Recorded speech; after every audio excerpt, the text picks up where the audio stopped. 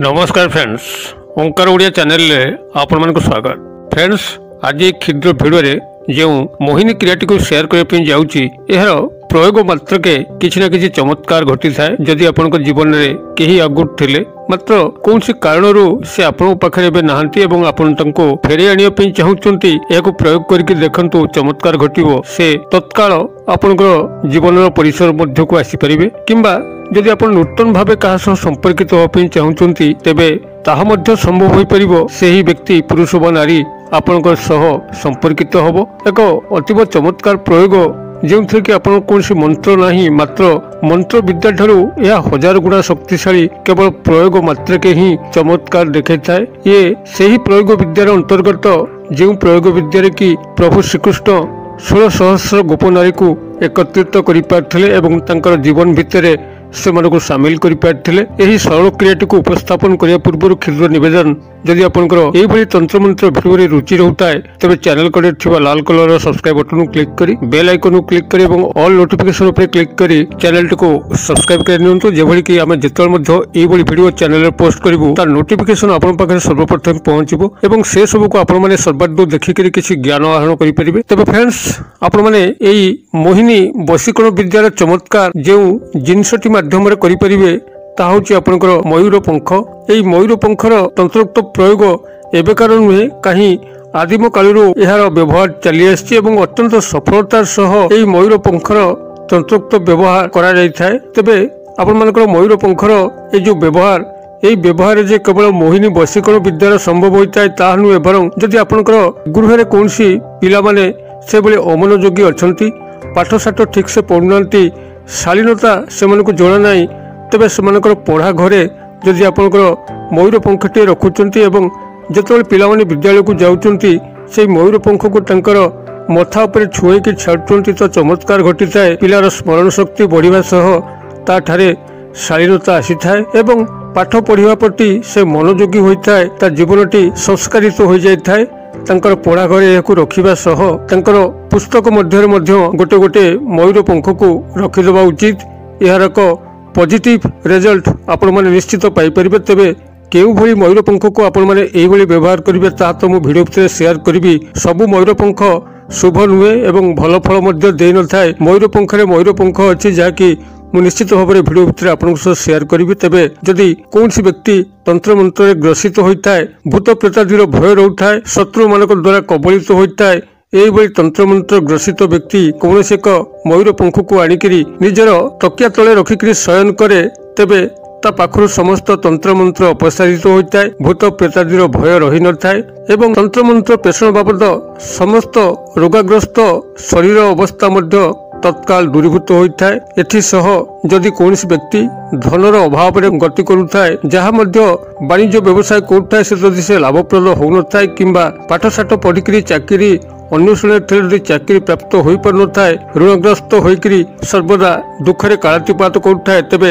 एक मयूर पंख को आनिकी से मयूर पंखर चंद्रिका उपरे ओं श्री गणेशाय नमः यह लिखि गणेशंकर फोटोमूर्ति सह जदि मुख्य दरजार सामने टांगी दि जाउची, तेबे सेही गृह अन्न धनर बढ़ोतरी होता है। गृह थिबा सदस्य मानकर आय बहुगुण होता है। एथिसह जदि कौन व्यक्ति मानकर जीवन में शत्रु मानकर प्राबल्य रोची, शत्रु माने ना तांको भलरे बंचे दउचंती ना निजे भलरे बंचुचंती, जदि एही भली कौन अजात शत्रु कौन व्यक्ति पिछा लगी थाए, तेबे एक मयूर पंख को आनिकी जेकोसी मंगलवार हो किंबा शनिवार हो हनुमान मंदिर को जिबे। हनुमान जो सिंदूर अच्छी से सिंदूर रे शत्रुर नामटी को यही मयूर चंद्रिका उपर लिखिबे एवं लिखि सारा परे प्रभु को प्रार्थना करिवे यही शत्रुटी तार जीवन रास्ता दूरे जाऊ एवं यहाकु निजर मथा उपरे 21 बार बुलेकरी जदि कौनसी प्रवाहित नदी जलधार हो किंबा नाल जलधार हो से प्रवाहित कर दउचंती, तेबे शत्रुटी सबुदिन पई सेही व्यक्तिर जीवन रास्ता दूरे जाय थाए, तार जीवनटी शत्रुमुक्त पलटि थाए। तेबे जदि आपण मानक जीवन रे प्रेम प्रणय कौन आसी पारु नाही, कौन व्यक्ति पुरुष बा नारी आपनक सह पूर्व संपर्कित थिले एबे आउ आपनक सह संपर्कित होई नाहंती, मात्र आपण तांको मन मन झुरुचंती एवं पुनर्बार पाइया पे चाहूचंती, तेबे निश्चित भाव में जो प्रयोगटी को मु शेयर करूची ताको करिकि देखंतु चमत्कार घटिबो। अथवा जदि कोनसी नारी बा पुरुष को आपण मन मन से बोल चाहूचंती नूतन भावे तांका सह संपर्कित होगा चाहूँगी ताहा मध्य संभव हो पार। जेकोसी प्रकार मोहिनी वशीकरण क्षेत्र में यह चमत्कार कार्य करथाय। कौन मंत्र नहीं, मात्र यही तंत्रोक्त क्रियाटी कौन सी मंत्र शक्ति ठारू मध्य 1000 गुण शक्तिशाली। आपण माने एथिपई कोन करिवे ध्यान रे सुनंतु। आपण प्रथम एक मयूर पंख को संग्रह करिवे एवं से मयूर पंखर ऊपर जो चंद्रिका रहुची से चंद्रिकाटा को गोलाकार हिसाब से काटिदेवे। केवल चंद्रिका ही दरकार। प्रत्येक मयूर पंख को लक्ष्य करिवे तार अग्रभाग एक गोलाकार चंद्रिका थाए। आपण से चंद्रिकाटी को केवल ही काटि नेबे एवं संपृक्त पुरुष व नारी जहाँ को आपण ए वशीकरण क्रिया सामिल करचंती एक फोटो प्रिंट बाहर करदेवे। बर्तमान तो फोटो उठाइबा मोबाइल सहज हो गलानी। आपण जदि मोबाइल फोटो थाए तो तार एक प्रिंट आउट कार्ड नेबे, गोटे कागज तार प्रिंट आउट कार्ड नेबे मार्केट को जाइकरी किंबा जो तांकर फोटो मध्य न थाए तबे आपण मोबाइल रे फोटो उठेकी मध्य प्रिंट आउट काढी परिबे। आपण तांकर कागज रे को प्रिंट आउट कंप्यूटर माध्यम रे काढिबे एवं काढी साला परे सेही फोटोटी को आपण सेही कागज रु कैंची सहायता रे अलगा करिवे एवं ए जो मयूर चंद्रिका काटिकी रखिले से मयूर चंद्रिका उपरे संपृक्त व्यक्तिंकर नाम को लाल सिंदूर लिखिबे। जहाँ तांकर डाक नाम जहाँ समस्ते तांको जो नाम रे डाकंती से नामटी को लाल सिंदूर लिखिबे। वर्तमान यही नाम लेखा मयूर चंद्रिका तांकर फोटो जहाँ कागज रे प्रिंट आउट होइबाटला ताहा एवं किछि चुटके सिंदूर ये तीनोटी जाक जिनस को आपण मिसेकरी कौन से एक ताबिज से स्टील हो तंबा हो किंबा रूपा ताबिज हो आपण ता देहरे भर्ती करिवे एवं ताको जौ मुद देबे। जौ मुद कहले महम तळे की पकेले तार मुखटी बंद हो जिवो। आपण जेकोस ताबिज व्यवहार करि परिबे। तबे रूपा ताबिज सबुठारु श्रेष्ठकर हबो। एई बळी भाबरे आपण याको ताबिज रे पुरै सारला परे लाल फीता सहाय्य रे आपण बाहुरे बांधी पारंती किंबा गळा रे लंबेई पारंती। तेबे लंबेबा पूर्वरु आपण आपरे धूप दीप अक्षत दे पूजार्चना करथिबे एवं प्रभु श्रीकृष्ण को मन मन गुहारी करथिबे जे प्रभु आंक बिना मो जीवन असंपूर्ण। से निश्चित भाव में मो जीवन परिसर को आसिले मु धन्य हेबी।